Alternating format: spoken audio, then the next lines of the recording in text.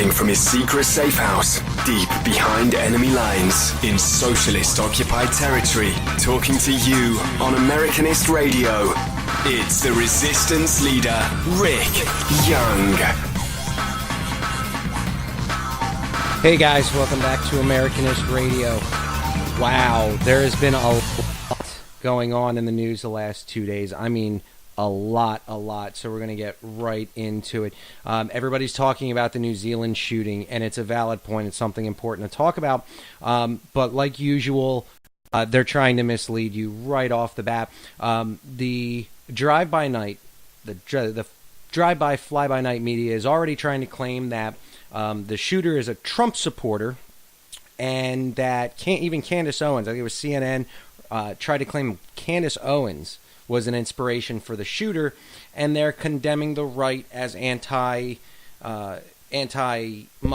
and Islamophobic, and trying to blame the right for this entire catastrophe halfway around the world on the other side of the planet. And we know that's just not true. What do you think the chances are that the shooter in another country knows Candace Owens' name, or even has ever seen her? If you know, Candace Owens is a speaker with Turning Point USA. Turning Point USA is a student organization that speaks on college campuses. Candace Owens is a beautiful, super intelligent young lady who started, I think, with Facebook videos. I didn't know who she was until I saw her on Turning Point USA, and I saw her speaking on college campuses, and the clips go around Facebook, and they have a YouTube channel. And she is now part of that organization. And the left is claiming that the shooter in his manifesto, and please excuse me again if I'm coughing or sniffling, I'm still getting over that cold, is an inspiration for that shooter, and that he quoted her in the manifesto. And it's just not true. A couple of days ago, I posted a link to the New Zealand shooter's manifesto on the Americanist Radio Facebook page. We posted it where he posted it originally online, which was on his Facebook page and on Pastebin. And that link is on the Americanist Radio page. And when you read it, you actually do find where he spoke about Trump, and he spoke about his political beliefs. They're not good. He actually says conservatism is dead, thank God. And he also says about Trump, he says in an interrogative form, am I a Trump supporter? No. So he flat out says he doesn't support Trump, and Daily Mail actually had a link to his manifesto in their article where they claim he was a Trump supporter, because they know that the useful idiots that make up the base that trusts Daily Mail as a credible news agency, and it's a tabloid, will never go and actually read it all and fact check Daily Mail. They're just not going to do it, and they know that. Excuse me. They know they won't. They absolutely know they won't. So they've just gone ahead and posted the manifesto. No one's going to read it. And meanwhile, they're telling you that he's a Trump supporter, when the New Zealand shooter flat out says that he does not support Trump. Conservatism is dead, thank God. And praises communism in China. The New Zealand shooter in his manifesto praised communism in China. And if you know the history, you know that conservatism and communism don't get along. Conservatism goes along with capitalism, not communism. Communism is a lot like socialism. It's a heck of a lot like socialism. One is fundamentally sort of forced upon you and you get drawn into it. Socialism, you vote your way into it. But both are similar in the aspect you have to shoot your way out. So they're both the same in that regard. There was a gentleman, and it makes the case for citizens being allowed to be armed, and it makes the case for gun control just making a populace of unarmed victims. An armed man. New Zealand's not a gun-free country, although they've just become one. They have they have already stated that they're going to be enforcing strict gun laws. They are probably going to ban semi-automatic weapons. They're already going down that road. So that's great. That they're just going to disarm more people. That's wonderful. That's definitely the answer to psychos running around shooting people, is let's take all the guns from the people that abide by the laws, like not murdering anyone and not assaulting anyone with a weapon and not shooting up mosques. And let's take the guns from those people who are playing by the rules, so only the ones who don't follow the rules have the guns. Let's disarm the good people and leave the criminals armed. Let's do that. Let's do exactly that. But a Muslim man who was armed stood up to the shooter and actually took shots at him. From my understanding, the details are a little iffy. They're not very clear at this time. They say that the Muslim man who shot at the shooter was down the street or lives nearby, but had his weapon or retrieved his weapon and ran after the shooter, was close enough to yell to him, and fired shots at him. And I think they said he fired 2 shots at his vehicle as he drove away. So the armed citizen who actually engaged in a firefight with the New Zealand shooter probably saved lives. And it makes the case for carrying. I carry all the time, every day, everywhere I go. If you see me, you can trust that there's a firearm nearby. And that's because I'm not a victim. And I refuse to be a victim. I refuse to let the left make me an unarmed victim. But in the wake of this tragedy, there is that story coming out that an armed shooter or an armed civilian engaged that shooter in combat and likely saved a lot of lives. Just to recap, I'd say there are a bunch more people who just kind of signed into the live video. The New Zealand shooter is not a Trump supporter, as the media would like you to believe, as Daily Mail claimed, as CNN claimed, as MSNBC claimed. It's just not true. When you read his manifesto, which we posted on the Americanist Radio page, he flat out tells you he does not support Trump. He praises communist China, and he flat out tells you he's happy. As he puts it, conservatism is dead. So that is just not true. We're going to move right on to a news article I read earlier. It was posted on Fox 5. The Newark, New Jersey mayor is exploring a universal basic income program. So that's awesome. So more working people who get a paycheck are going to have more taken from their paycheck and given to those who don't work or those who make less. So it's the redistribution of wealth. It's the pushing of socialism. And it's sort of the first steps, this universal basic income joke. And the task force to see if the program is viable was launched with help from the Economic Security Project. And we're actually going to read about that in another episode because that sounds really interesting. The mayor, his name's Baraka, is quoted as saying, "We believe in universal basic income, especially in a time where studies have shown that families have a crisis of just $400 a month. A crisis of $400 a month may experience a setback that may be difficult, maybe even impossible to recover from." I mean, if $400 puts you into an emergency, it sounds like you might be living beyond your means to begin with.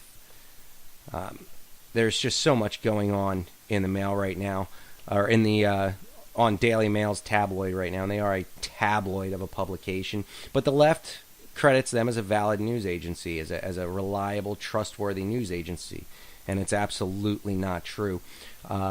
Even they can't help.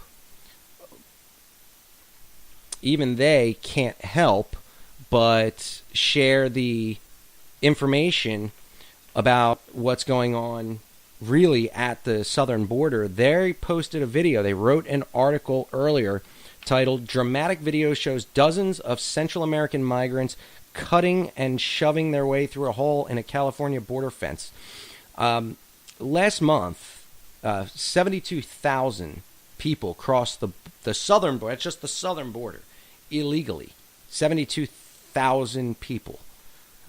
That's just think about how many of that is. Most stadiums don't hold 72,000 people. A fully filled sports arena usually doesn't hold 72,000 people. And even Daily Mail is putting these stories out there, but the left tries to tell you that it is not a crisis. It's not an emergency. There's no crisis at the border, and they even go as far as to claim that it's a manufactured crisis.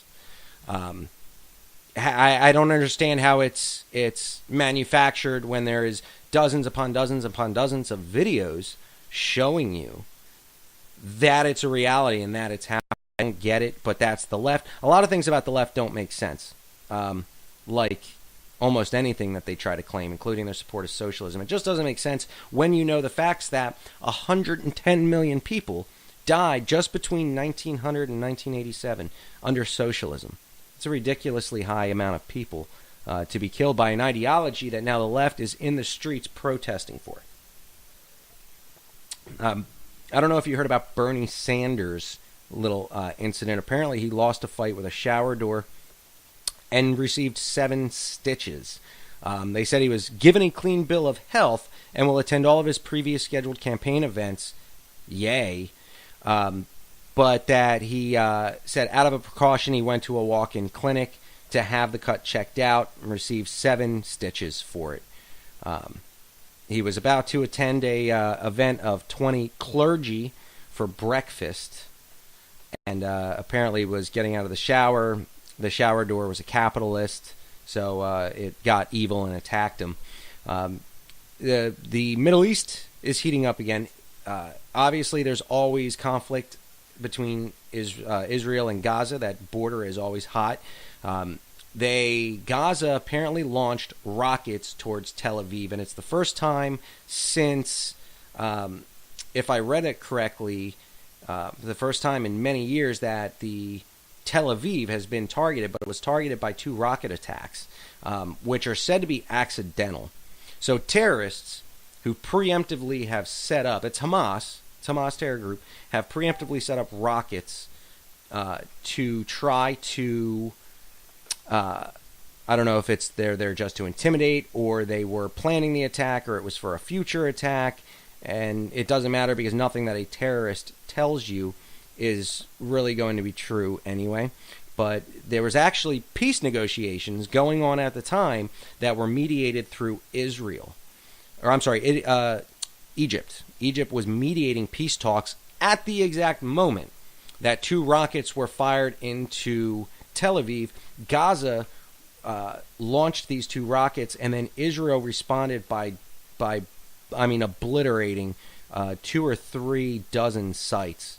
I think I read that it was about 2 dozen different sites, basically obliterated, as they should have been, as they absolutely should be.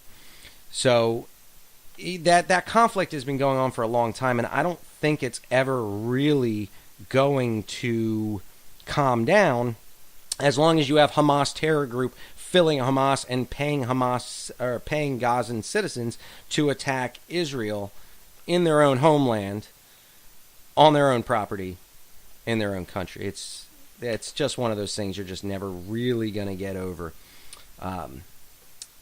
North Korea is suspending the nuclear talks with gangster-like U.S. diplomat. That's what they're claiming now.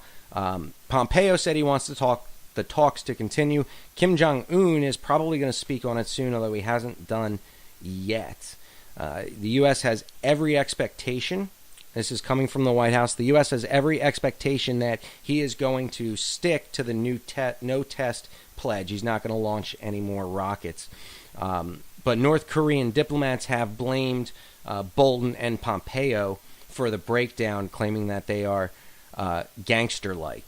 And that's a really interesting choice of words to describe a thug, or to describe somebody who's in negotiations with a thug like Kim Jong-un, who kills his own people with anti-aircraft guns and feeds them to dogs and stuff like that.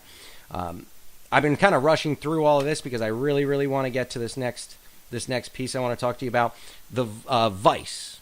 Vice is just a liberal echo chamber for the left, and it literally just perpetuates the left's myths and their lies and their bogus claims. And they wrote I had so much fun reading this article. I was crying. I was laughing so hard. 100 ways white people can make life less frustrating for people of color. And I'm going to read you the opening too, and we're going to go through just a couple of them. As someone with very low tolerance for racist BS, he actually says the word, but low tolerance for racist BS, that's Class A journalism right there. I have managed to surround myself with white people who are cognizant of their privilege. There we go, perpetuating the white privilege myth. I don't know what my privilege is for being white. I guess being at higher risk for heart disease, I'm not really sure.